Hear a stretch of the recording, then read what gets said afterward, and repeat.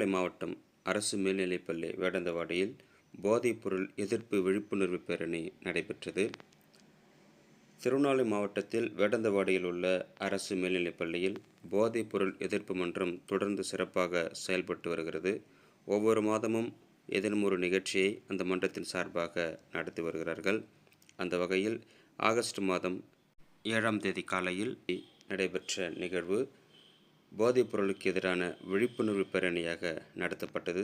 இந்த பேரணியில் மாணவர்கள் போதை பழக்கத்தால் உண்டாகும் தீமைகளை எடுத்து கூறியும், போதை பழக்கத்தை கைவிட்டால் உண்டாகும் நன்மைகளை எடுத்து கூறியும் முழக்கமிட்டு சென்றனர். கலந்து கொண்ட மாணவர்களுக்கு பழச்சாறு வழங்கப்பட்டது. இதனை தலைமை ஆசிரியர்கள் வழங்கி தொடங்கி வைத்தார்கள். மற்றும் பள்ளியில் உள்ள அனைத்து ஆசிரியர்களும் மாணவர்களுக்கு பழச்சாறு வழங்கி மாணவர்களை ஊக்கப்படுத்தினர்.